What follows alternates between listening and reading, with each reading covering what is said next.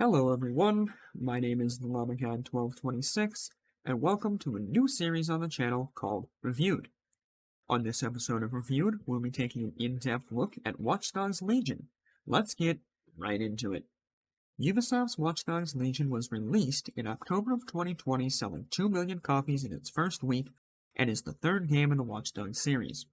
Watch Dogs Legion was hyped up by Ubisoft in the months before the game's release, as Ubisoft focused and promoted the game's new play-as-anyone style, while also promising fans that they would see the return of Watch Dogs 1 protagonist, Aiden Pierce. Before we take a dive into what Ubisoft got wrong, I think we first need to take a look at what they got right.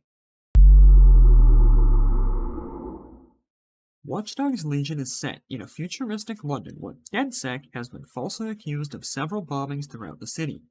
The game does a good job at bringing back that familiar feeling of hacking your way through the city, whilst still managing to switch up the way the hacks work.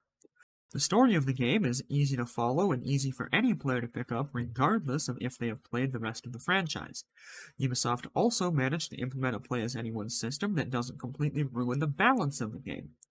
Ubisoft appears to have listened to their fans with the release of the Bloodlines DLC, that most fans will agree feels more like what was expected from Watch Dogs Legion.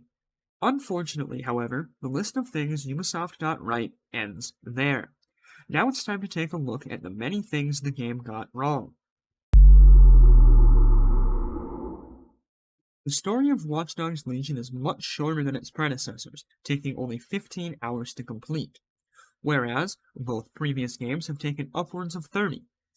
The game feels as though Ubisoft didn't have enough people working on the game, and instead of sacrificing some of the smaller, less noticeable things to make the larger, focal points of the game excellent, they settled for making everything just okay.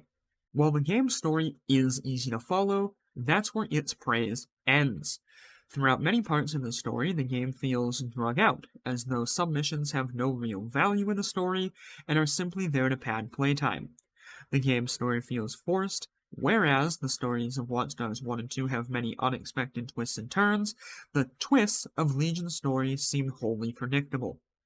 While the killing of characters has become almost synonymous with the franchise, with the death of Claire in Watch Dogs 1 and the murder of Horatio in Watch Dogs 2, in these games the player had time and a reason to develop a bond with these characters, meaning that their deaths caused an emotional response in many players.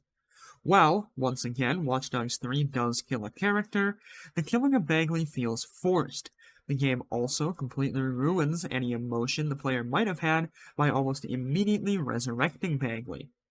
The game appears to have a heavy focus on its play-as-anyone style, and while permadeath may make this an interesting style, for a casual player, the game really only requires you to have 4 operatives. The game starts you with 3 of these operatives and requires you to get the 4th in a very early mission. At that point, the play-as-anyone system feels uninspired and forgotten. It is my opinion that the play-as-anyone system robs the player of the ability to form a long-lasting connection with the game's main characters, as these characters never stay the same in a new playthrough. The game's story also provides the player with several opportunities to make choices that seem like they should affect the story in some way. However, these choices have no meaningful impact on the game, and ultimately the storylines that bring you to make these decisions feel unnecessary to the ultimate goal of DedSec. The Bloodlines DLC for the game is one of the game's few redeeming qualities. The story of Bloodlines follows Aiden Pierce in pre-bombing London, while also bringing back fan-favorite characters such as Jackson Pierce and Wrench. The Bloodlines DLC feels more like a Watch Dogs game than the main game.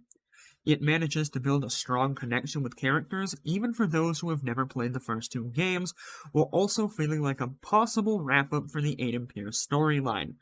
However, this wrap-up of stories feels broken when one moves into playing the main game.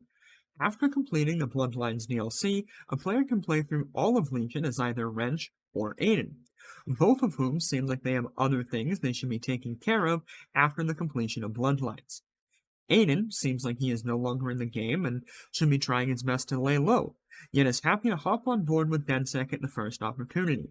Wrench seems like he should be contacting old friends in San Francisco. Instead, he decides to put that off to help DedSec. This continuation of their storyline kind of feels like it ruins the wrap-up of their stories at the end of Bloodlines. While as a fan of the series, I enjoyed seeing some of my favorite characters make a return with their own stories, and also being able to help out the London branch of DedSec. This DLC honestly felt like a low-effort cash grab on behalf of Ubisoft, just trying to exploit the nostalgia of old fans. In a recap, the game has an easy-to-follow story with a DLC that provokes nostalgia in fans of the series, but has a few fatal flaws in that parts of the story feel pointless and predictable, the game's play-as-anyone style ultimately made the game worse, and without the Bloodlines DLC, the game has nothing to offer returning players of the series. That's not to say the game was awful, the game has many things to offer new players and is a genuinely fun experience. However, this game fails to live up to the expectations brought forth by the Watch Dogs title. It is for this reason that I would rate the game a 6 out of 10. It is not the worst game you can buy, but it has a long way to go before being comparable to the best games you can buy.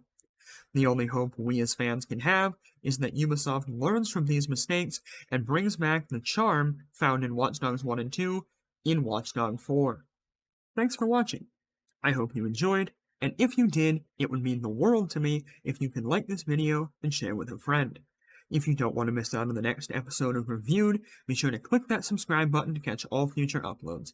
Until next time, this is the Llama God 1226 signing off.